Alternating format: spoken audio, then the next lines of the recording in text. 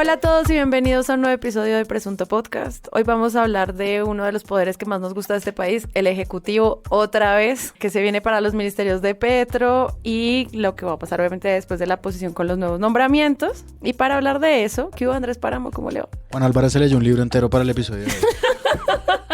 No podías dejarlo atrás. Es que te abrumó verlo ahí sentado tomando apuntes, ¿no? Sí, estuvo bien. Y su bata. Y su bata de baño raída, como un clim. No. Un clim postmoderno. Esto no es lo que habíamos planeado. Habíamos llegado a un acuerdo de elementos.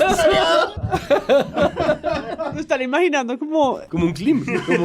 Como un en clim bata con de mucho frío. terciopelo, Una en bata de como terciopelo y Crocs pero 4 como raída tallas. en los codos. De chupar, o sea, de poner el 4 tallas codo para más tomar grandes. whisky. Dedos amarillos. Del No. cigarrillo. Claro, y leyéndose un libro de 1000. ¿no? ¿Qué hubo, Juan Álvarez? Gracias por estudiar para el episodio. Yo sí lo agradezco. Estudié un par de horitas nomás, gracias a Iván del barrio. Quiero que todos los ñoños del mundo se solidaricen conmigo porque me están haciendo bullying, como se dan cuenta acá. Muchas gracias al barrio, nos alimentó hoy con unos macarrones que tampoco están en la carta. Gracias a Iván por los macarrones, Julito. Gracias, muchas gracias. María Paula Martínez, ¿qué hubo? ¿Qué más? Ellos en el colegio debieron ser insoportables. Insoportables. Total. Y Santiago Rivas, bienvenido. O Juan de profesor. Uy, pucha. Yo creo que lo quieren los estudiantes. Lo aman. Les pone tarea. No lo sé, pero podemos averiguarlo. Es que además muy bueno porque es diciéndole a Páramo que está en la parte de atrás del salón, recostado contra la pared, ¿no? Bueno, Páramo, ¿va a poner atención o va a contar el chiste para que todos nos riamos? Y la respuesta de Páramo, María Paula, es como todo el queso. Todos se ríen. Y todos se ríen. Exacto. Y... Sí, Juan Álvarez Pero de hacer- después, los pero de atrás después- se me separan. Esos de allá atrás se me Pero separan. además como 5 horas, como 5 años después, sacó Nicolás Samper en Publimetro una columna recordando a los profesores a los que quiso mucho. Y Páramo la retuitea y taguea a Juan Álvarez. Sensei, muchas gracias. Se Qué man tan nota, bacán. Marica, que ese man me mandaba a callar todas las veces, weón. Cuando María Paula se va a comer el queso, gracias. Arroba Juan Álvarez. se nota que llevamos harto sin estar todos juntos, ¿no? Porque 10 minutos y no hemos podido empezar. Y no hemos presentado a Santiago. 10 minutos y no hemos No, comido ya le queso. dije a Santiago Rivas, ¿qué Hola, más? ¿cómo están? Oli. Les recuerdo que Presunto Podcast tiene página web, es www.presuntopodcast.com y usted que está escuchando este episodio hoy, un viernes de Presunto, verá que ya está habilitada en la página web nuestra maravillosa Presunta Tienda para que vaya y se antoje y nos apoyen también. Si además usted quiere donar a este proyecto, puede hacerlo en la comunidad de Patreon, también en la página web, o unirse a nuestra comunidad de Discord que todos los días hace crítica de medios en género, ciencia, política, economía, periodismo internacional, buen periodismo, titulastres, etcétera. Y ya que está empezando casi mitad de año, pues también habilitamos el canal de premios presuntos. Si usted también quiere pasar a dejar nominados, pues vaya para allá. Entonces todo eso en presuntopodcast.com.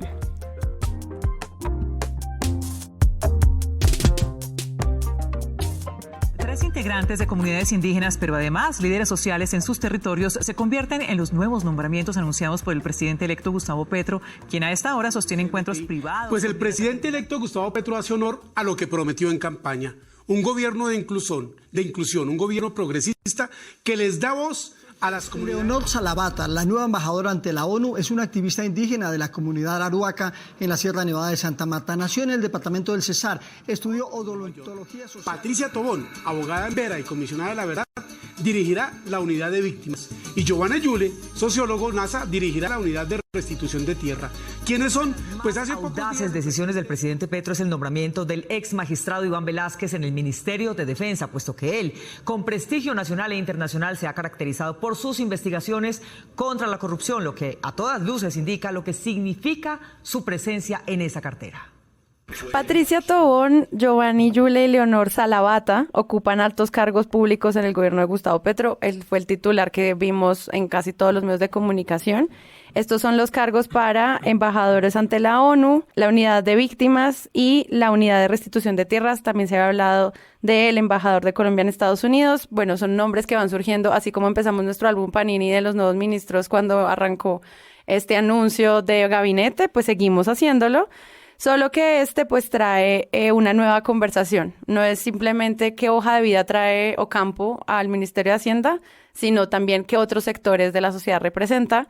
Y creo que hay una conversación interesante que vimos en los medios sobre empezar a hablar de estos nombramientos de comunidades indígenas diversas acá en el país. ¿Cómo vieron eso ustedes? Porque creo que es una primera vez para los medios también, y eso también es parte como de aplaudir esa diversidad del gabinete. Creo que hay un problema en general y es la ansiedad generalizada por cubrir un gobierno que todavía no está en ejercicio. Creo que eso es lo primero. Creo que es muy fácil caer en el ruido de lo noticioso, y lo noticioso en este sentido es vacío porque, claro, si le importan los anuncios, son mensajes que se mandan, no en vano los están haciendo, no en vano Petro y quienes va designando e incluso quienes no ha designado y quieren que se los designe, están en este momento reventándose los dedos en Twitter, poniendo lo que sí, lo que no, lo que harían, lo que no, lo que suspenden, lo que no, lo que decretan y lo que no. Y yo creo que eso es un síntoma de ansiedad, igual que todos los medios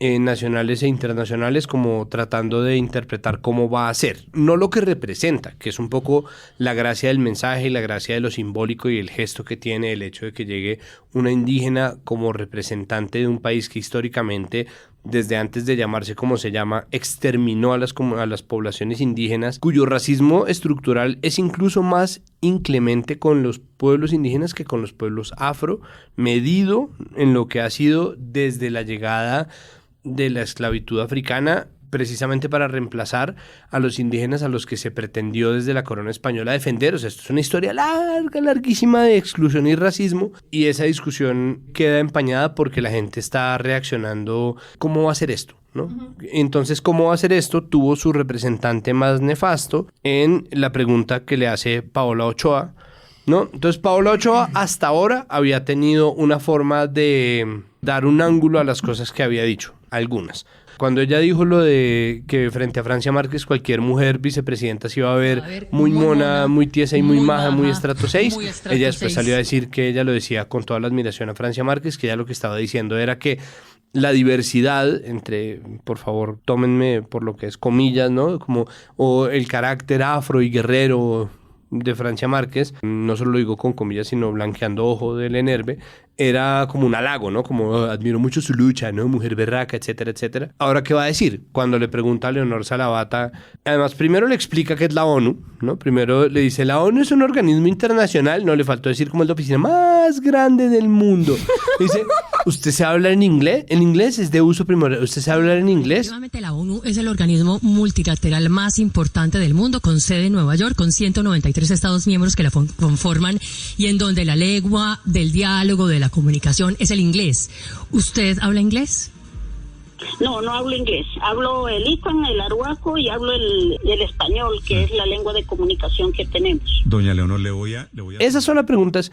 ¿Cómo la vas a defender? Entonces, claro, estamos hablando de Paola Ochoa, la misma persona que vio en un artículo que denunciaban que algunos regímenes autoritarios cortaban internet para callar la protesta, y ella pensó que era un artículo de tendencias, como, ¿por qué no probar? ¿No? Para ella era un Pinterest de ideas, como, deberíamos probar esto, miren, lo están haciendo en Corea del Norte, China. Entonces, ella misma sale y le pregunta a Leonor Salavata que si ella maneja el inglés bien.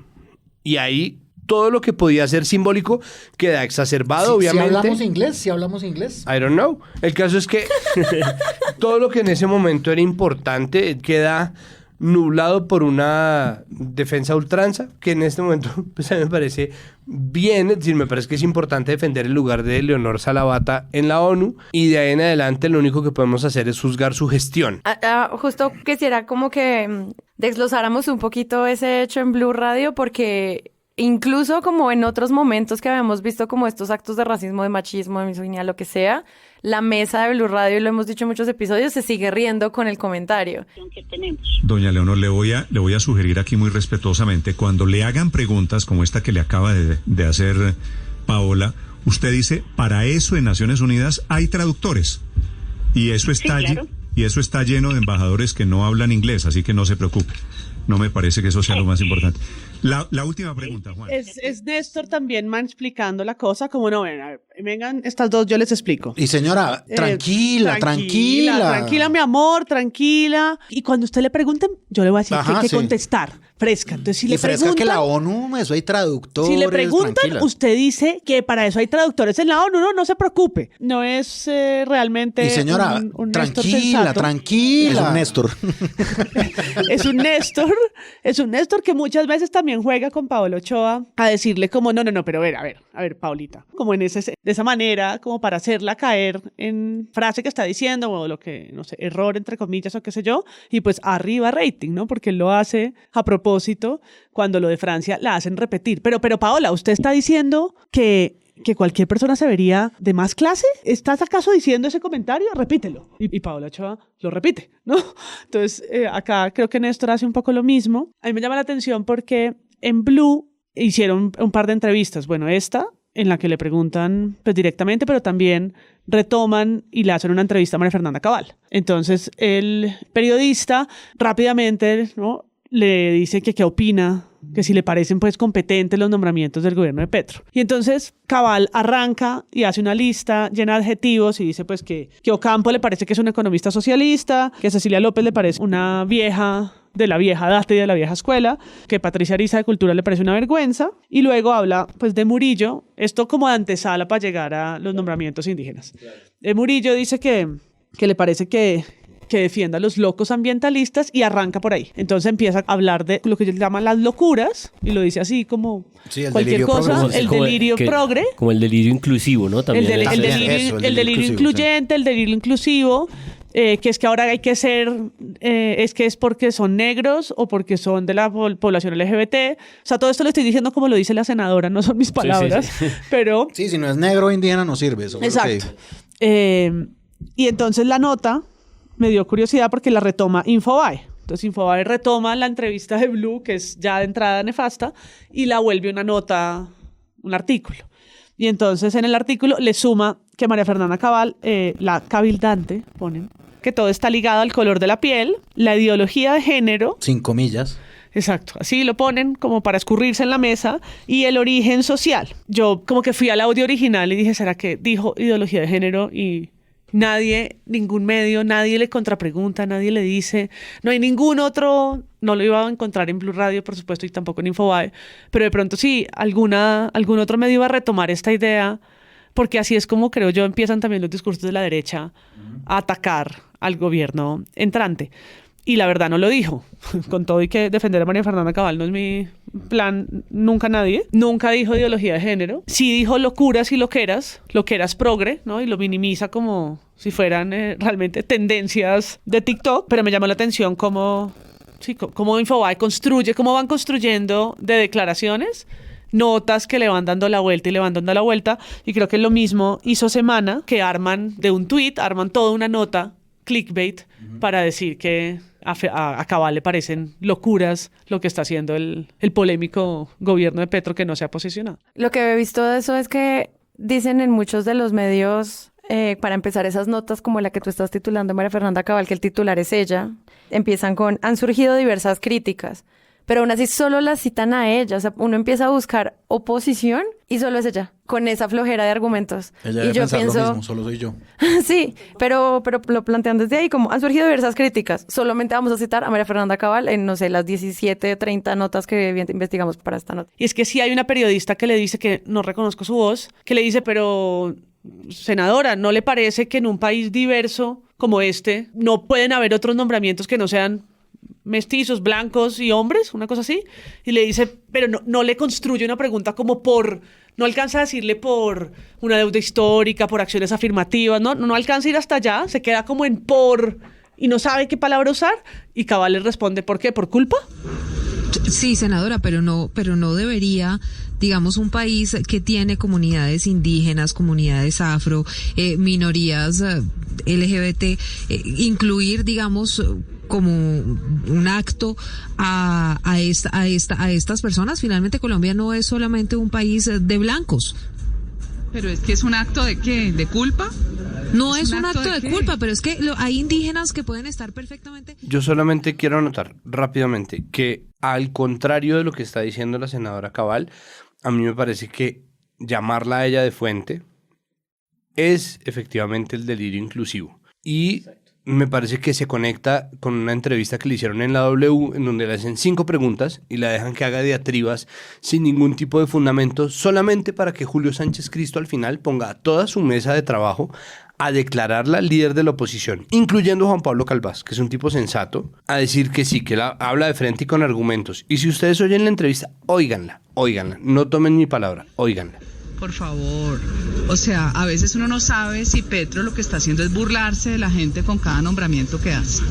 Esto no genera confianza, este cuentico progre de la inclusión no te está determinando si la persona es inteligente, competente, sino que es el color de piel, el género. Esas loqueras de verdad que ya cansaron al mundo. Mire cómo está Chile. Sí. Busquen, por favor, las mejores personas, las mejores que las hay. Pero ninguno. No que porque es arhuaca, ni que porque es negro. Pues, a ver, ¿quién me puede gustar de aquí? A mí Ocampo no me gusta. Ocampo me parece completamente estatista. O sea, la economía socialista no me gusta. Cecilia me parece, me parece una señora veterana de vieja data. Yo creo que con ella puede haber mucho más sintonía porque la conocemos hace años. Pero tampoco es nada innovador, ¿no? No hay una mente distinta. La de cultura me parece una vergüenza, esa señora me parece un desastre.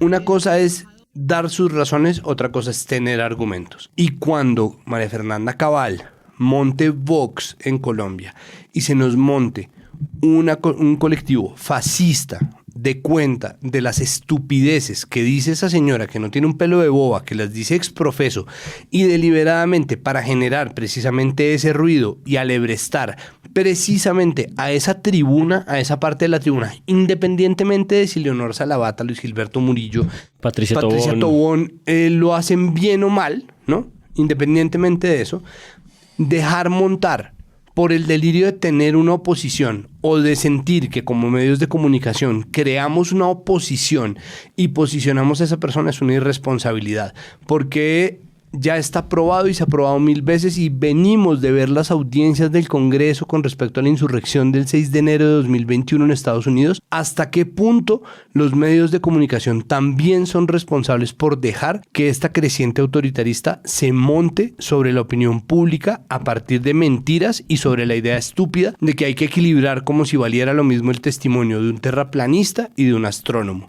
Y eso es exactamente lo que está pasando y para mí ese sí que es el delirio inclusivo. Meter a María Fernanda Cabal a la fuerza en la opinión pública, en el discurso, que diga sus estupideces simplemente por pensar que caben las estupideces en cualquier discusión, y eso no es verdad.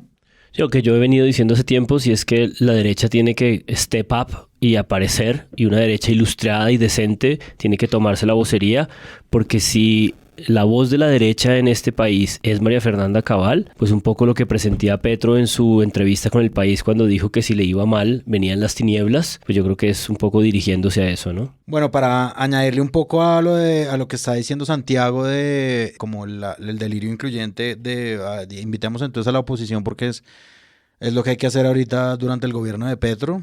Creo que también María Fernanda Cabal siempre ha sido la invitada para arriba rating. O sea, como aparte de tener un delirio incluyente, tienen obviamente un delirio de audiencia, ¿no? Y de querer audiencia. Y María Fernanda Cabal, lo que dice María Paula, salió en Blue Radio y luego salió en Infobae y luego salió en Semana y luego salió en... Sí, como que es como una cosa que se va multiplicando y le cogen cualquier cosa e incluso le ponen palabras que ella no ha dicho como lo de ideología de género. Yo creo que esto es apenas natural en un gobierno como este que le da por nombrar a estos 3 funcionarios de alto nivel en distintas instancias. Yo creo que lo hemos dicho por ahí por encima en varios episodios previos a esto y es este tipo de gobierno pues sí genera como una confusión en los periodistas que tradicionalmente han cubierto el poder. ¿Cómo quedan desubicados los periodistas? ¿Cómo queda desubicada Claudia Palacios cuando cree que vivir sabroso es vivir en la casa de la vicepresidenta y se lo dice a la vicepresidenta electa? Sí, o sea, es decir, como que esto además demuestra eso, el efecto de estos nombramientos como de representación de gente que no ha tenido representación genera... Y usted sí sabe hablar inglés, futura embajadora. Digamos que ese no es el tema. Sin embargo, ahí quedan desnudos ante eso sí es el tema.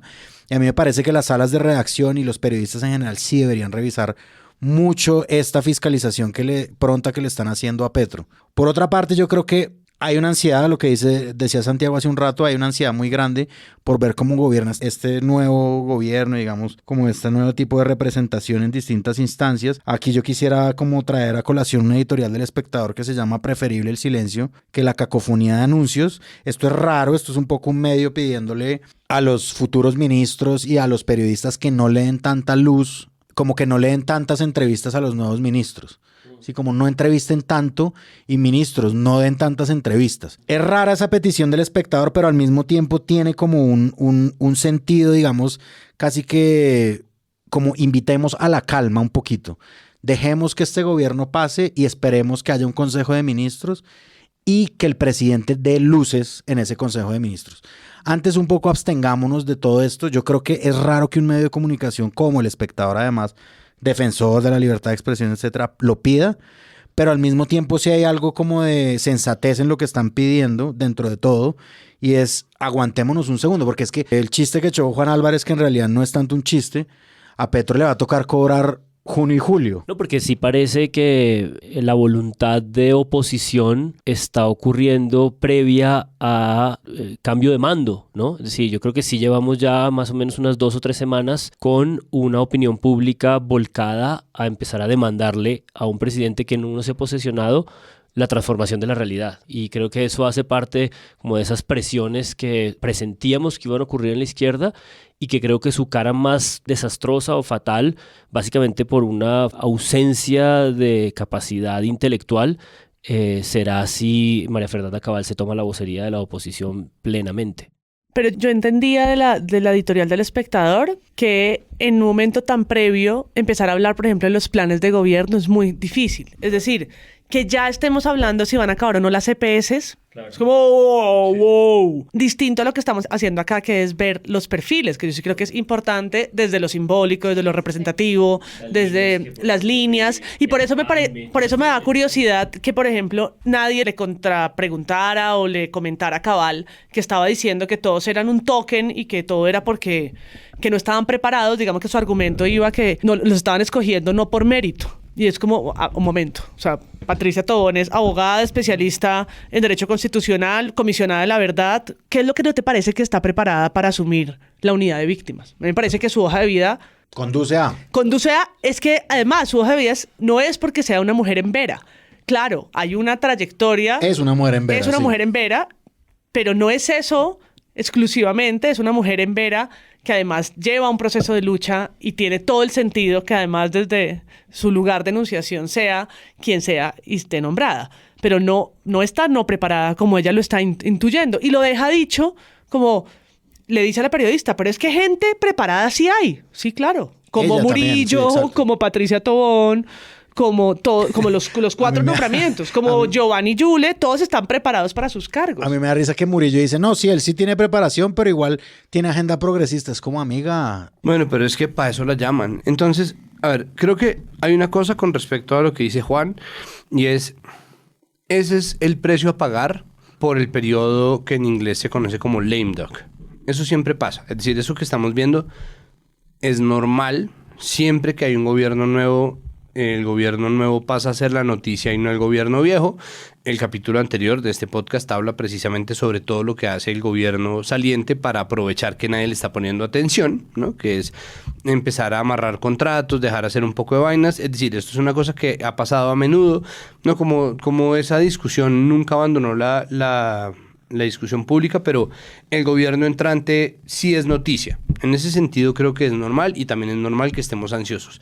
Pero además creo que es importante entender que mucho de lo que pasa también por la promesa gigantesca que trae encima el gobierno de Petro, ¿no? Y es es un gobierno que promete un cambio, es la primera vez que esto está pasando, es normal que la gente también esté tan pendiente y ahí empieza a desencadenarse una cantidad de ingredientes adicionales. Sí, yo no pienso que no se le deba reclamar y yo pienso que, pese a entender las buenas intenciones del editorial del Espectador, creo que está un poco zafándose de la idea que para mí es central y es que pues en el tratamiento, es decir, en las herramientas y dispositivos propios del periodismo y de la editorialización y del análisis se puede tratar todos estos problemas, no no abandonando conversaciones, no dejando de llamar fuentes, no dejando de tratar noticias, sino tratándolas de forma distinta o tratándolas de forma más compleja, curando mejor las conversaciones que se tienen, viendo dónde está el punto y dónde no está el punto para saber dónde está la cosa y me parece que ahí es donde hay como una deficiencia. Que lo que sí se puede hacer definitivamente es tratar lo que se viene y tratar de pensar y sí, pues, es decir, el Espectador, como cualquier periódico, como cualquier medio de comunicación, tiene la potestad de llamar al orden a los políticos, eso faltaba más, pues, y es verdad, y yo de hecho lo dije hace más o menos 2 intervenciones, pues que el gobierno entrante está tuiteando de más, ¿no? Como por un lado Susana Muhammad decreta que el fracking se acabó y por el otro lado José Antonio Campo dice, bueno, esperemos un momento y al mismo tiempo pues eso es como, por favor, alguien tiene que organizar y decir, bueno, no, comportémonos o no, pero tienen que hacerse responsables de las consecuencias de ese ruido que generan. No, eso por un lado. Y ante la creación de ese ruido gigantesco, pues ahí está el papel de los medios para ayudarnos a procesar esa información. Incluso para reclamar, incluso para decir, nos parece que están haciendo demasiado ruido. Sí. Eso es una posición que corresponde al papel de los medios y está bien. Pero entonces ahí empiezan a desencadenarse un montón de cosas. Lo primero es que hay una incertidumbre gigantesca, ¿no? Porque, de nuevo, primer gobierno progresista en la historia de Colombia, ¿no? Por ejemplo, en el podcast del Washington Post no cesan de decirlo, ¿no? Cada vez que aparece el tema Petro es como, y así, el primer gobierno de izquierda de la historia de Colombia. Es verdad, Dori. Cuando llegue el gobierno progresista de izquierda de Gustavo Petro, no se sabe qué será.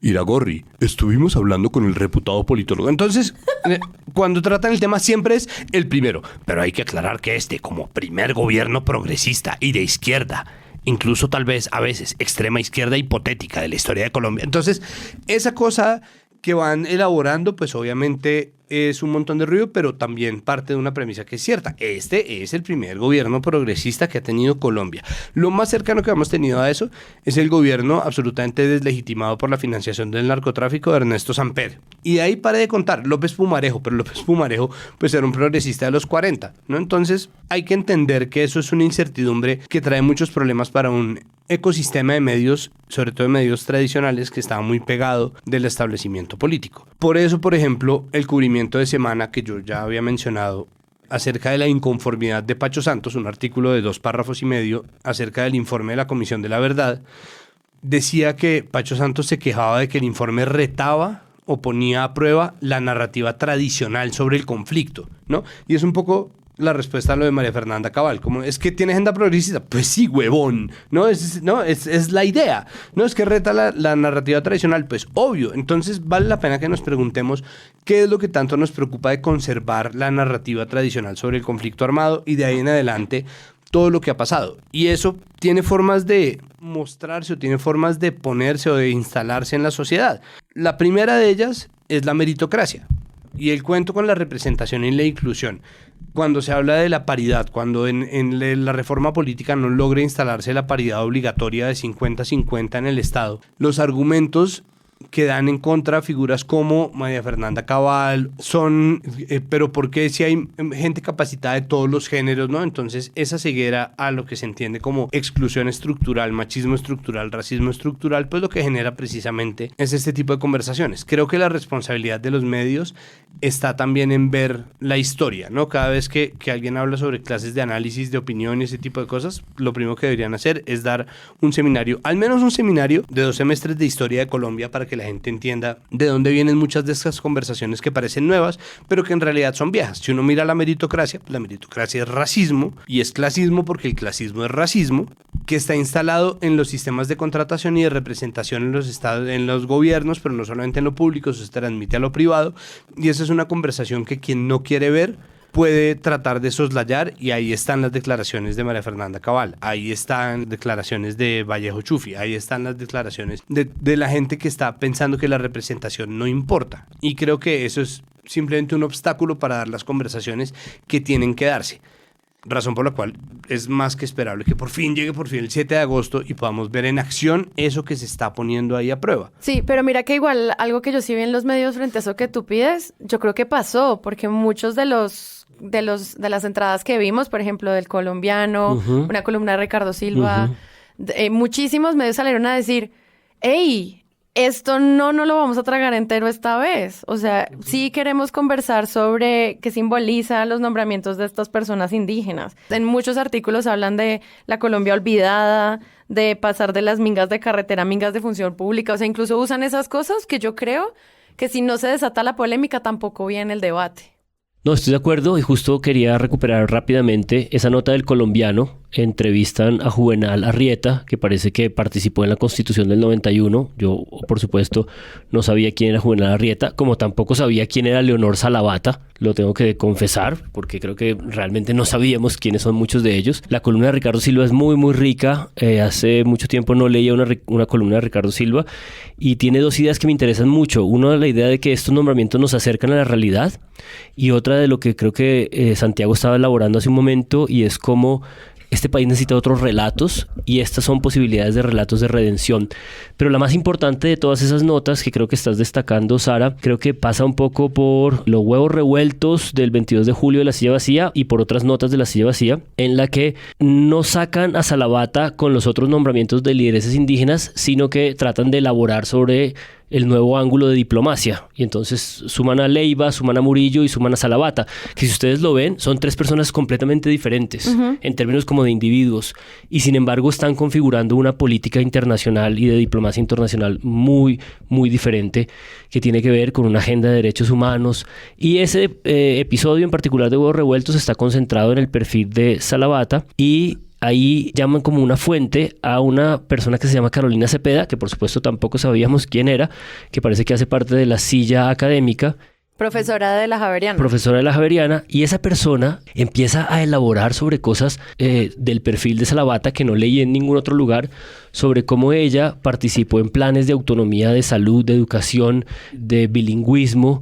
Es decir, empieza a darle sustancia a qué significa una hoja de vida de esta naturaleza.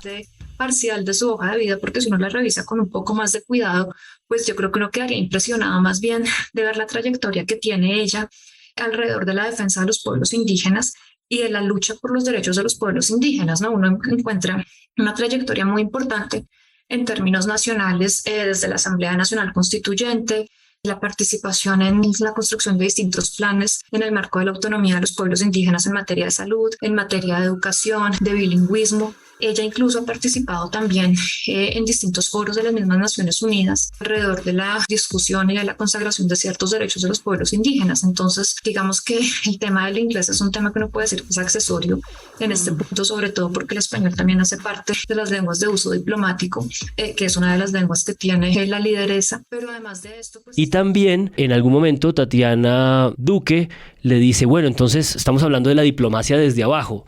Le dice, empieza a elaborar sobre una cosa que parece que se conoce como la diplomacia indigenista o indígena, y que parece que tiene décadas. Y esta persona, Carolina Cepeda, cita a otra persona que se llama Ángela Santamaría, que es como una estudiosa de este tema, profesora de la Universidad del Rosario, que ha escrito libros sobre diplomacia indígena. Y ese fue el libro que leyó Juan Álvarez. Y ese fue el libro que yo me fui a buscar. No voy a citar nada, solamente voy a decir el nombre. Lo busqué, lo encontré, se llama Redes Transnacionales y Emergencia de la Diplomacia Indígena, un estudio del caso colombiano. Es un libro del 2008, pero es un libro que, por favor, búsquenlo, descárguenlo, nada más miren el índice. Yo solamente me leí el índice y las conclusiones, no como mi amigo Páramo Izquierdo, estaba tratando de elaborar, pero sí hay una cosa que me pareció impresionante de las conclusiones, y es que tiene, por supuesto, toda una elaboración sofisticada sobre cómo los pueblos indígenas han ido educando, formando cuadros profesionales. Creo que hace unos 5 o 8 episodios aquí, cuando tratamos el tema del racismo, hablamos de cómo las organizaciones indígenas y los pueblos indígenas tienen un montón de alertas tempranas. Es gente con la que no te puedes meter tan fácilmente porque tienen unos sistemas de organización muy sofisticados. Y esta persona en las conclusiones elabora sobre el vínculo tenso que llevan décadas construyendo las ONGs nacionales, las ONGs internacionales, y cómo los indígenas han ido sabiendo leer esa jurisprudencia y esa jurisdicción internacional para entrar en negociaciones que a mí lo que más me interesa, creo, están tratando de superar el problema de los estados nacionales. Creo que hay muchos pueblos y muchas comunidades en el mundo que están entendiendo que las grandes discusiones globales no pasan solamente por las naciones. Y creo que eso es una cosa que Gustavo Petro entiende, y estos nombramientos hilados de unas maneras distintas y no en la pobreza en la que la tratan mesas como Blue y la trata la oposición en nombre de María Fernanda Cabal, es una cosa que creo que apenas estamos empezando a entender. No, y es que tiene mucho sentido cuando tú tienes un país tan ONGero, con tanta intervención internacional. Incluso cuando hicimos el episodio de Comisión de la Verdad, que ellos mismos decían es que los que financian estos ni siquiera es el Estado colombiano, sino todas las organizaciones que intervienen de manera internacional en Colombia. Cuando uno se da cuenta de cómo funciona esa infraestructura a nivel político, pues obviamente el cubrimiento de cómo estas personas conocen las reglas de organizaciones internacionales y saben jugar con esa diplomacia internacional, pues genera todo el sentido, que es algo que ellos hablan en ese episodio. Y uno dice, obvio. Claro. Sí, por eso ella es la delegada ante la ONU, y eso me hace caer en cuenta de una cosa que escuché esta mañana, y es que la cabeza de la delegación de Estados Unidos que viene a la posesión de Petro es la directora de USAID.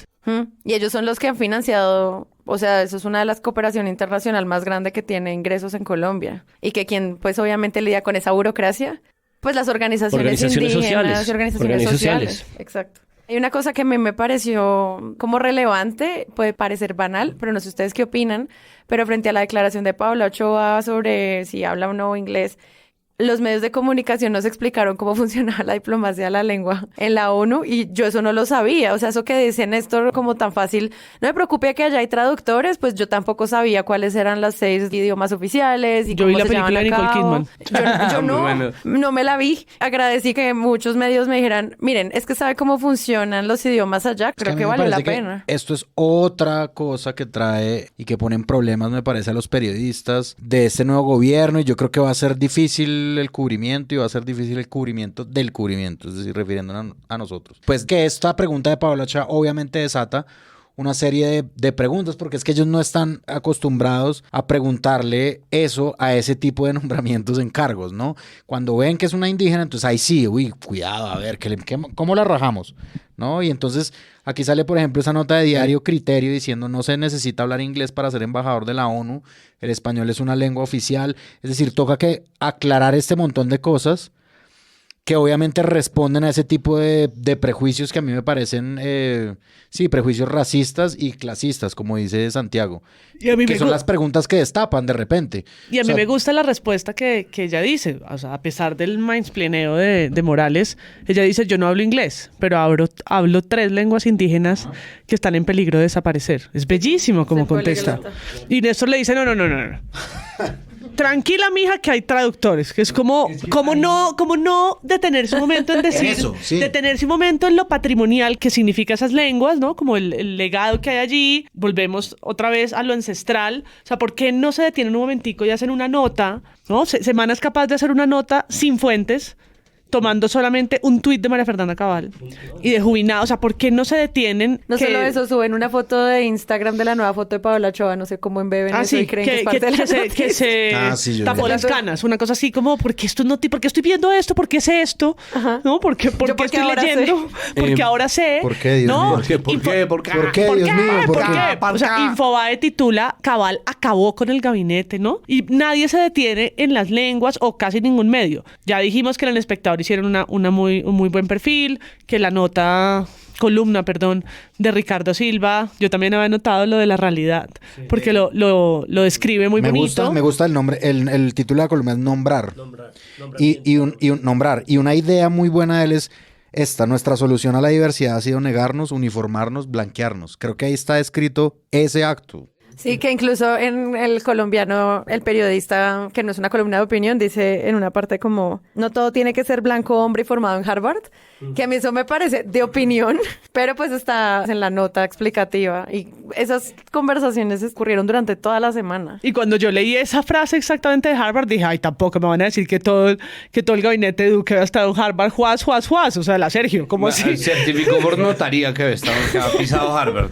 La de Santos, pero la de Duque no. El colegio Harvard que queda en La Castellana, en Bogotá, el barrio La Castellana. En lo que está hablando MP, hay algo que está metido ahí que lastimosamente nos lleva un poco como el sifón. Y ese sifón para mí es el racismo estructural. Es insoslayable, es inevitable, todo termina en ese punto. Si uno jala la pita lo suficiente, termina ahí metido. Y en la entrevista que se le hace a Leonor Salavata en Blue Radio confluyen las dos vertientes más habituales de ese racismo. Cuando no es la agresividad, ¿no? Tatiana Duque se horrorizaba, ¿no? Y ponía en su Twitter como le acaban de preguntar, o sea, simplemente enunciaba el hecho. Le acaban de preguntar a la próxima embajadora en la ONU que si sabe hablar inglés. Y ahí empieza un hilo de respuestas en donde le dicen, no, ahora le va a preguntar que si sabe comer con cubiertos, ahora le va a preguntar, no. Entonces la agresividad del solo gesto de la pregunta descarga un pedazo, pero el otro es Néstor Morales y esa condescendencia de no, pero venga, ¿no? Ay, venga, su mercecita linda, ¿no? De la condescendencia de no ser capaces de llamar abogada a Francia Márquez, ni llamar doctores a los doctores, sino señora, mi doña, Bessie, pana, bacán, ¿no? Cuando se trata de ministros, embajadores, designados funcionarios de gobierno, ¿no? Como le dijo Juan Álvarez a Páramo cuando le firmó su libro, poniéndole gracias, bacán, ¿no? Así, es ese nivel de trato y esa condescendencia, ese desconocimiento oculto en la amabilidad genérica del bacán cachaco, ¿no? Pero esa condescendencia del, no, mire su merced, ¿no? Entonces, eso lo único que va a desatar si se trata mal, pues es pero ¿cómo así? ¿Usted no sabe quién soy yo? Como me acaban de designar embajadora frente a la ONU porque me está hablando así. O simplemente dejar que eso corra de esa manera. Y de eso hemos visto 1000 ejemplos. Hace 100 capítulos hablábamos sobre una entrevista, de pronto no son 100 exactamente, pero hace bastantes capítulos estábamos hablando sobre un momento en Blue también en el que Rodrigo Pombo Cajiao le decía a un afrocolombiano que si no le indignaba la cantidad de beneficios que tenían los indígenas, o al contrario, ¿no? Y el entrevistado se veía obligado a decirle, es que yo no quiero pelear con mis hermanos, ¿no? Como yo no quiero pelear con gente que ha sido históricamente excluida, y para medios que tienen exactamente el mismo problema meritocrático de contratar solamente blancos mestizos, pues es muy difícil de saber porque tampoco existe una representatividad suficiente. Es decir, para mí todo termina llevando, y esto es habitual en mí, yo lo sé, pasó en el paro nacional, tanto en el de 2019, pero sobre todo en el 2021, que todo termina llevando al racismo estructural. Y ahí es donde yo creo que va la hora del disclaimer, porque luego el tema tendría que ser el documento presentado por el gobierno entrante como propuesta dentro del empalme, no pensado para que se filtrara ni para que nadie lo leyera por fuera de eso, pensado para entrar dentro del nuevo enfoque del Ministerio de la Ciencia, la Investigación y la Tecnología, MINCIT, y todo lo que eso desencadenó. Y simplemente para cerrar esta parte, recomendado también el perfil que hace de Patricia Tobón, que es la abogada en Vera que liderará la unidad de víctimas en el tiempo, porque está toda la hoja de vida muy bien rastreada de ella. Entonces, como saben, todo eso se las dejamos en las notas del episodio de todos los medios que hemos hablado hasta ahora.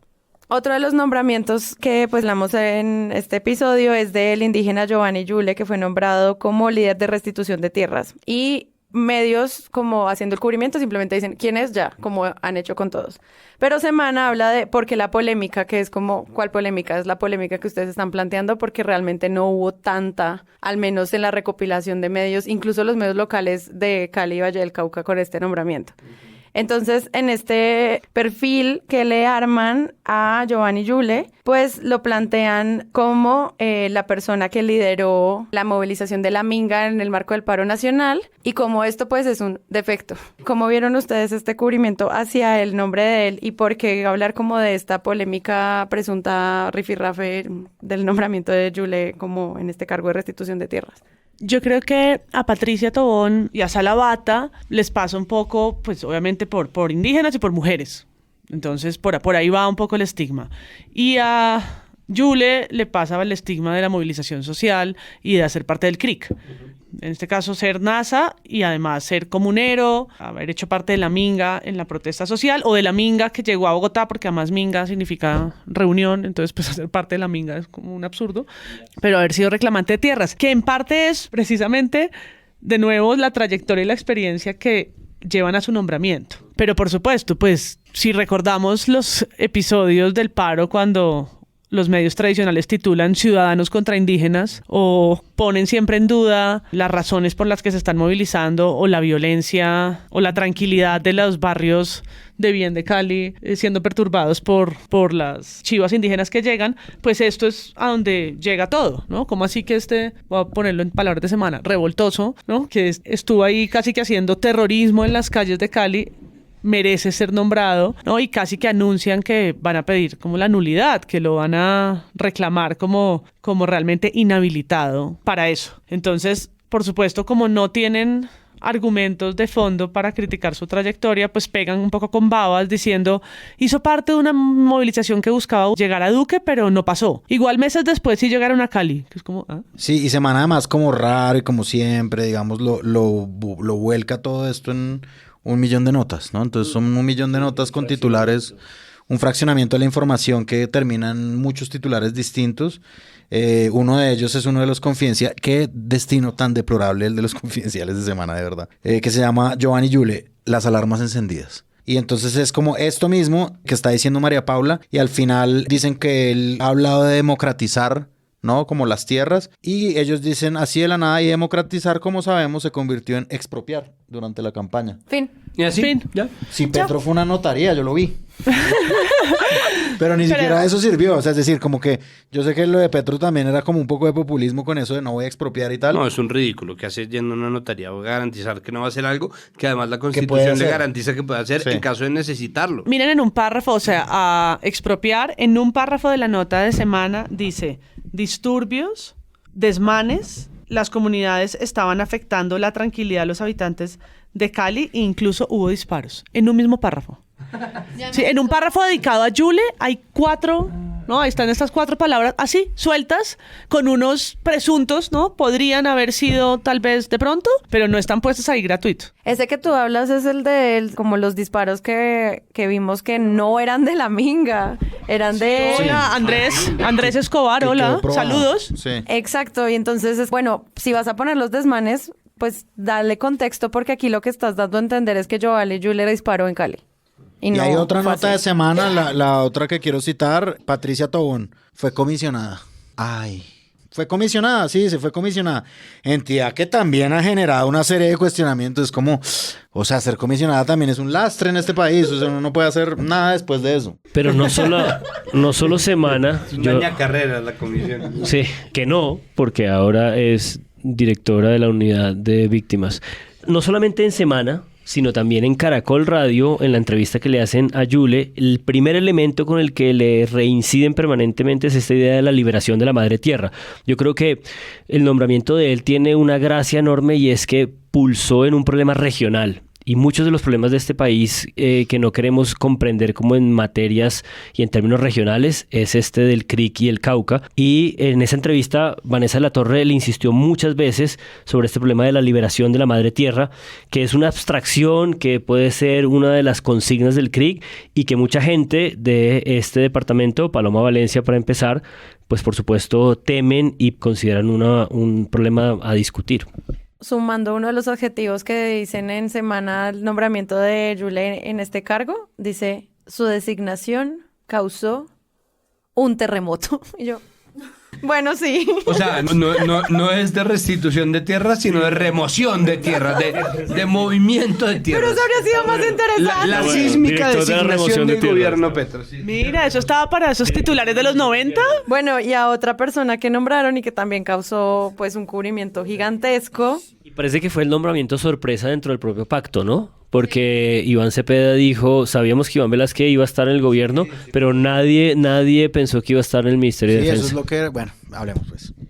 Iván Velázquez, dicen los medios, Petro le pone a los militares un ministro y un vigilante, entre muchos otros titulares. Muchos perfiles sobre este señor, que a mí lo que me pareció muy interesante de hacerle el perfil a este señor no era solamente qué ha hecho, sino cómo se explican las investigaciones relevantes que él hizo, sobre todo con el paramilitarismo. O sea, como que volvió a ser importante en la agenda colombiana durante una semana, que eran las denuncias contra los paramilitares. ¿Cómo vieron ustedes estos anuncios de Iván Velázquez en los medios de comunicación?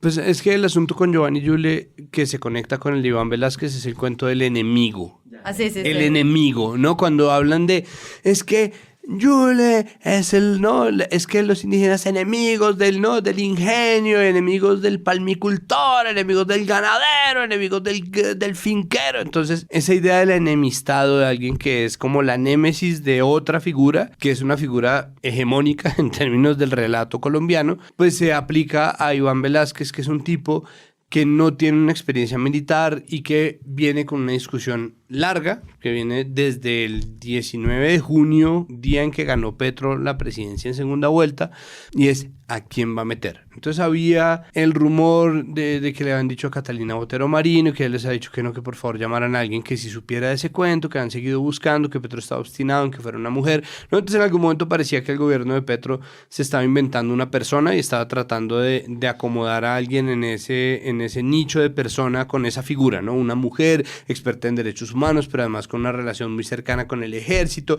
que tuviera voz de mando, pero que al mismo tiempo fuera muy cariñosa, que al mismo tiempo fuera divertida, que tocara guitarra, que hablara 5 idiomas. Es como, bueno, marica, ya. De pronto esa persona no existe, ¿no? Como, entonces, eso lo tenían y eso era una especulación constante. En Huevos, creo que también se lo dijeron a María Jimena Duzán, se hablaba en las mesas de trabajo de la mañana en la radio, aparecía, ¿no? Entonces, ¿quién va a ser el ministro de Defensa de Petro? El ministro o la ministra de Defensa de Petro, entonces era un tema porque era obviamente el gabinete más complicado, venían de una conversación muy amarga con Zapateiro, que presentó su renuncia, Duque lo despidió de la forma más ridícula posible, diciendo que le enseñó a decir ajúa, porque la memecracia obviamente es un hoyo negro que drena lo importante. Eso ya fue es que gran es cierre del gobierno. Es memecracia al 100%. La nota de Noticias 1 al respecto es buenísima. El general Eduardo Zapateiro se despidió ayer otra vez del ejército y le entregó el mando al general Carlos Iván Moreno en una ceremonia en la Escuela Militar de Cadetes de Bogotá. Hizo mi general, se asumió el mando del Ejército Nacional de los Colombianos. Después de recibir 3 condecoraciones y de ser ya un oficial en uso de buen retiro, el general Zapateiro dio otro discurso, pero repitió la embestida verbal contra los críticos de las fuerzas militares, a quienes llamó, comillas, perversos. ¡Aquellos perversos! Es recomendadísimo, sí. Estaban en la especulación de quién va a ser y el relato habitual era que existe de nuevo un establecimiento que está pegado a los medios y que esto es habitual, de nuevo, esto no tiene nada que ver con Petro, esto va a pasar una y otra vez, ¿no? Porque con Duque era como Duque, todos sabíamos que no tenía experiencia alguna de nada, que no tenía credenciales ni tenía bagaje suficiente para hacer un buen papel y pues podríamos habernos ahorrado estos 4 años, pero no. Entonces los medios también estaban tratando desde el comienzo de decirle a Duque cómo hacer las cosas. Lo que pasa es que en ese momento estaban un poco más de su lado, ¿no? Estaban dispuestos a pasarle más cosas, estaban dispuestos a dialogar con él como entre pares porque pertenecían más o menos a las mismas bancadas, a los mismos partidos, al mismo establecimiento político. En el caso de Petro, parece que estuvieran tratando de decirle qué hacer, pero realmente eso hacen los medios de comunicación desde siempre, porque los medios de comunicación pues son hijos de los partidos políticos en Colombia y ya, ¿no? Y de las familias, porque los partidos en Colombia son familiempresas. Entonces, están tratando de decir y entonces empezaron, valdría la pena ver, en esta pasivo-agresividad de lo editorial, como valdría la pena ver un nombramiento en Hacienda que calme los ánimos, y pensarnos qué vamos a hacer realmente con la CPS, entonces proponiendo a Gaviria de ministro de Salud, a ver qué pasa. Y en esa discusión ya se había decretado más o menos que Petro tenía que negociarse lo que fuera negociable con los militares. Porque será su puente más fuerte con la oposición. Que además los militares pues son la carta incierta más grande que tiene, pues porque son una parte del poder gigantesca, el ministerio más grande en términos de presupuesto, históricamente los presupuestos más grandes que han llegado de parte de la comunidad internacional, y por comunidad internacional quiere decir Estados Unidos, pues están encaminados al fortalecimiento de la defensa, la razón por la cual además la policía está en el Ministerio de Defensa, no en el Ministerio del Interior. Todo lo que corre por el Ministerio de Defensa es un montón de plata y un montón de poder, y venimos de un gobierno en donde se les dio todo lo que pidieron, ¿no? Terminando en un ministro como Molano, que no tenía tampoco cartas para dirigir al ejército, pero que como iba a dejarlos hacer lo que se les diera la gana, entonces lo aceptaron de buen grado, contrario a lo que pasa con Iván Velásquez, que no tiene ningún tipo de experiencia con lo militar, pero, o que sí lo tiene, pero desde el otro lado, desde los derechos humanos y todo lo que los militares consideran que son ganas de joder. Entonces, claro, se instala de inmediato la narrativa del enemigo porque, como se echó encima al uribismo durante el gobierno de Uribe por las investigaciones de parapolítica que él mismo lideró, pues se le considera que es enemigo del uribismo y enemigo del centro democrático. Entonces esa palabra del enemigo es lo que termina calando y es lo que termina levantando revuelo, pero creo que lo más sabio que se pudo hacer fue sacar ese tuit viejo del 2018 de Hassan Nazar que dice, pues si no les gusta el ministro de Defensa, gánense el gobierno y nombren a la gente que ustedes quieran. Iván Velásquez, sí, claro, es decir, es un personaje que sí salió de repente, yo creo que sorprendió un poco a todo el mundo. De hecho, en el empalme de seguridad de Gustavo Petro estaba un general retirado que se llama William Salamanca. Él había adelantado también denuncias al interior de la fuerza pública y esta persona fue entrevistada y él dijo, pues sí, digamos como que es coherente un poco con el discurso que ha entablado Gustavo Petro desde el principio. Es decir, a mí me parece que Gustavo Petro tiene un rol muy difícil ahorita, tiene el rol más difícil de todas formas. Gustavo Petro es una persona que encarna demasiada esperanza y que encarna al mismo tiempo demasiada oposición. Y yo creo que los nombramientos han sido también en ese sentido. Gustavo Petro pues ha evolucionado desde que fue alcalde y ha hecho como una serie como de depuraciones de sí mismo. Y esta es una que le tocaba jugarse, ¿sí? Es decir, hay una que le tocó jugarse con el Ministerio de Hacienda, que es Ocampo, que la misma nota de La Silla Vacía dice que sí corresponde a esa como filosofía del acuerdo nacional. Y otra que le tocó jugarse es Iván Velásquez, ¿no? Que me parece que La Silla Vacía lo titula muy bien, que es ministro y vigilante. Es una jugada arriesgada, digamos, a mí no me parece que sea exactamente eso, no es el Ocampo de la defensa, ¿sí? La noticia es que La Silla Vacía tituló bien. También, sí, también. Y pues en ese sentido Iván Velásquez es una persona que le ha servido mucho también como fuente y como noticia al periodismo que se le opuso a Álvaro Uribe. Es decir, como que nosotros estamos viendo entonces que nombran a Iván Velásquez. Juan David Laverde, por ejemplo, le hace un perfil muy bueno en Noticias Caracol. Y es decir, los periodistas lo conocen porque los periodistas fueron básicamente paralelamente a él haciendo informes sobre la parapolítica, que fue una gran noticia. Fue una gran noticia, no digo, sino fue un gran caudal noticioso durante el gobierno de Álvaro Uribe, uno de los más grandes escándalos que ha habido en el gobierno de él. Y en ese sentido a mí me parece que sí dará de qué hablar. Es decir, Iván Velásquez es probablemente el nombramiento más polémico que ha hecho Gustavo Petro, en el sentido primero de que es el nombramiento, me parece a mí, más Gustavo Petro de todos. Es decir, es una de las propuestas que él hizo de gobierno como la depuración de la fuerza pública, una cosa que yo creo que una gran parte de sus votantes está esperando que haga. Y pues ya veremos, es lo mismo que hemos estado diciendo varias semanas antes desde que Petro debería cobrar el cheque de presidente, y es, pues vamos a esperar a que gobiernen a ver qué se le puede decir a este tipo.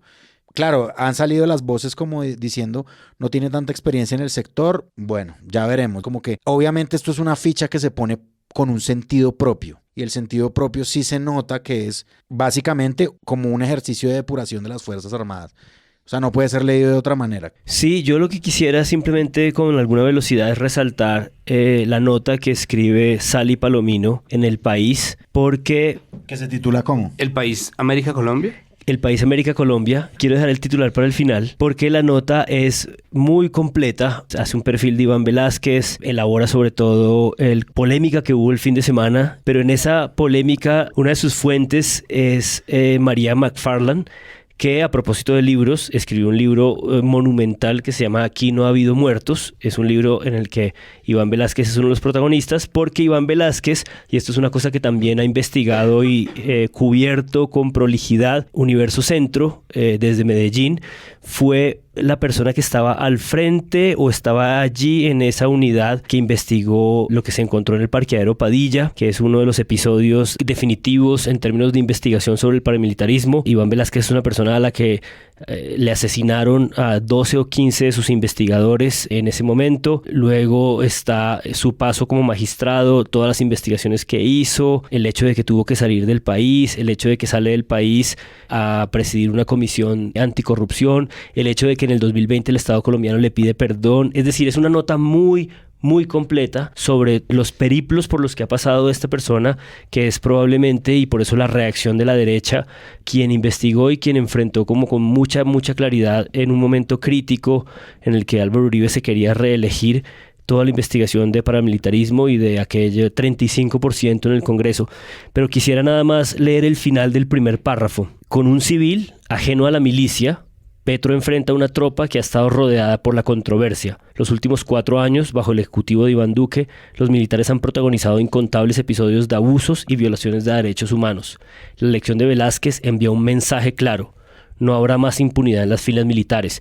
Y creo que es una agudización de este perfil y de este cubrimiento general que hubo sobre cómo él era un vigilante, y es un perfil un poco más, una nota un poco más aguda y un poco más jugada sobre el problema de la impunidad. Una cosa es que tengan un vigilante y otra cosa es que vaya a ir alguien a enfrentar la impunidad. Y creo que en esa vibración, en esa decisión si va a vigilar o va a ir a enfrentar la impunidad, se va a jugar gran parte de lo que va a ser el problema de seguridad del país en los próximos años. Por eso me parecía que es mucho mejor el titular de La Silla que el del País, que titula precisamente fin de la impunidad. O sea, ni siquiera dice que va a luchar contra, sino nombramiento de Velásquez. Es casi ingenuo. Demasiado, ¿no? claro. Es casi ingenuo, es un deseo, y yo también lo quisiera para la democracia del país, pero no creo que vaya a pasar. Yo decía por agenda y porque precisamente el año pasado estuve en un evento con el ahora ministro de Defensa a propósito de lo que tiene que ver con libertad de expresión. Es decir, ha sido muy difícil, o fue muy difícil durante el gobierno de Duque,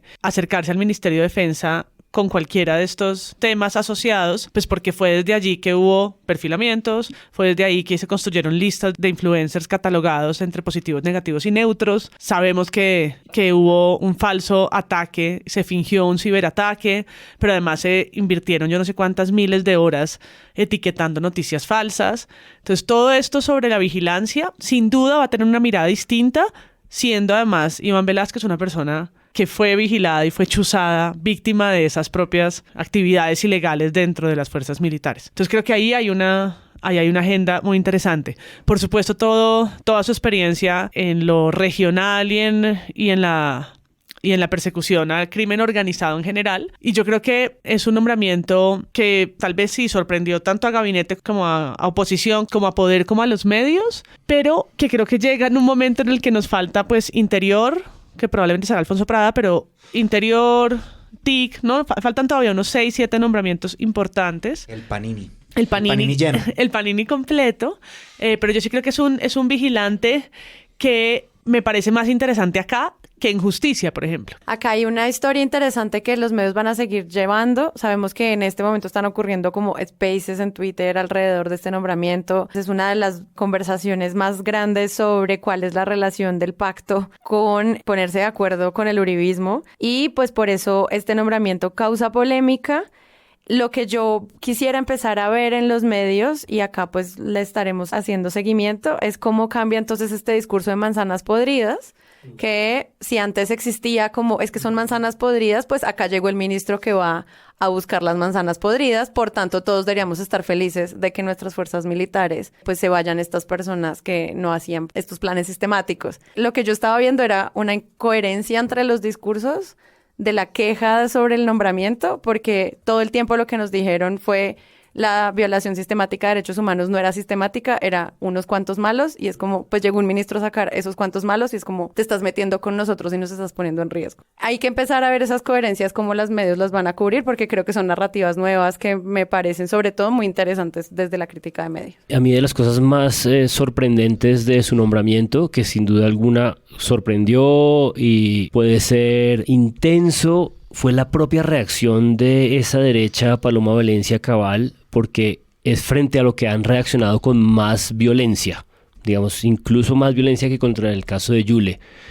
si alguien llega con una experiencia como investigador anticorrupción y investigador de derechos humanos a depurar unas fuerzas armadas y la reacción de la derecha es nos están poniendo en riesgo nuestras vidas, ¿no? Que fue el tuit de Paloma Valencia, pues sí se pregunta uno, pero ustedes, ¿qué están diciendo? Es decir, ¿esto es una especie de confesión? Los medios van a tener mucho para agarrar y contar, bueno, las nuevas formas de entender las fuerzas militares. Y porque yo creo que no va a ser, sin duda, no va a ser un ministro que va a gritar a Juan y va a decir, mis queridos hermanos, héroes patria y todas esas cosas.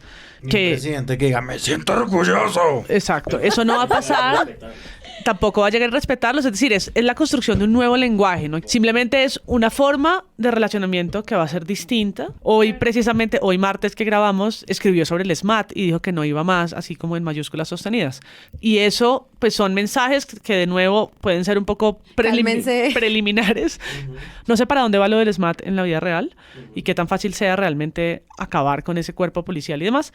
Pero lo que yo sí creo es que no va a usar, por ejemplo, la idea de las manzanas podridas. No son 5, 10, 20, no son errores, no. Son problemas estructurales de la composición de los procesos disciplinarios, de la impunidad, y no es sistemático, no es el problema de unos cuantos de los cuales nos podemos deshacer trasladándolos a trabajo de escritorio. Vamos a ver qué pasa, pero bueno, los nombramientos del Ejecutivo siempre serán noticia, a nosotros nos encanta cubrirlos, como pueden ver, y pues seguiremos allí. Entonces, pues muchas gracias, Santiago. Con mucho gusto, creo que simplemente hay que dejar 2 notas. Una es que esto de lo nuevo va a seguir pasando, pasó también en el cubrimiento de la instalación del Congreso, es un tema que nosotros debimos haber tratado, que está repleto también de lo nuevo, que se hicieron diagramas y mapas y especulaciones y nada más, sobre qué implicaciones tiene el hecho de que se trate de personas nuevas, ¿no? Porque es un Congreso mayoritariamente conformado, no es una mayoría arrolladora, pero sí es mayoritariamente conformado por personas que no tienen experiencia previa en política, no son políticos, muchos son activistas, muchos son influenciadores, muchos son políticos nuevos, muchos son personas que no participaban del ejercicio legislativo previamente. Eso tiene que ver con la forma en que se recibió el discurso de Iván Duque, pero al mismo tiempo tiene que ver con la manera en que la razón por la cual se decide chequear o verificar los hechos de cuál declaración sí y cuál declaración no. Volvemos a la entrevista de María Fernanda Cabal versus al mismo tiempo lo que se decide verificar o no del discurso de Duque, en contraste con lo que se dice de lo que pasó en el Congreso. Eso por un lado. Y por el otro lado creo que tenemos que hacer la promesa, porque ya vi que no lo hicimos, de hablar del tema de la ciencia del racismo, porque la meritocracia y el racismo están perfectamente pegadas del tema de la ciencia, y yo sé que obviamente puede no ser nuestro lugar, y yo sé que es un lugar difícil para abordar como 5 personas blancas de Chapinero Teusaquillo, pero al mismo tiempo sí es nuestra responsabilidad y no es una conversación que podamos dejar pasar. Entonces creo que es una promesa que tenemos que hacer, pero es una promesa que tenemos que hacer y cumplir, porque no sería la primera vez que la hacemos y la dejamos flotando y el siguiente capítulo queda inundado por la agenda, que es normal. Simplemente no podemos dejar pasar la discusión que está ocurriendo en torno al Ministerio de las Ciencias, Moisés Wasserman, Francia Márquez y todo lo que ha ocurrido desde entonces y ahí va el chiste de la silla vacía, un conversatorio titulado de forma horrible y racista simplemente para ganar clics. Creo que eso es tema urgente. Muchas gracias, Juan. Gracias, Sara. Yo para despedirme le digo un saludo al profesor Wasserman a propósito de lo que decía Santiago, y le recomiendo leer un libro que es bestseller del New York Times, que es lo que le gusta a los hombres blancos, que se llama La memoria secreta de las hojas. Si el profesor Wasserman lo prefiere en inglés, Lab Girl, que es de Hop Haren, una botánica que escribe un libro precioso, absolutamente conmovedor, sobre cómo construyó su experiencia como científica mujer alrededor de la industria armamentista, con lo cual sí hay una relación entre las ecuaciones de poder político y biopolítico en el mundo y la ciencia. Este episodio va a ocurrir. María Paula, muchas gracias. Chao, adiós, me despido con mi cachucha al revés. Y Andrés Páramo. Chao, nos vemos.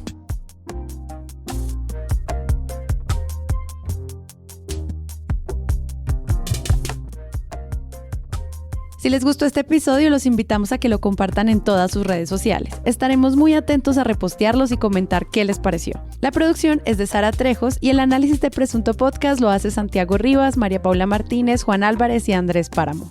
La postproducción la hacemos Rodrigo Rodríguez del Oro Podcast y yo. Los invitamos a que visiten presuntopodcast.com, donde pueden ser donantes y parte de la membresía de Presunto, para así ayudarnos a financiar este proyecto y diseñar estrategias de mejora para ser sostenibles. Al mismo tiempo, en la página pueden encontrar el ingreso a nuestra comunidad de Discord, que si no saben qué es eso, imaginen un gran chat donde cada tema tiene su propio canal. Desde una selección de memes y titulastres hasta muy buen periodismo o periodismo internacional y de género. Todo alimentado y discutido por la comunidad. También pueden escucharnos en nuestro canal de YouTube y en todas las plataformas de podcast. En algunas de ellas nos pueden dejar calificaciones y eso ayuda mucho a que otras personas nos encuentren. Presunto Podcast hace parte de la red de podcast independientes y John Studios y pueden encontrar otros shows allí. Gracias por escuchar. La próxima semana esperen un nuevo episodio.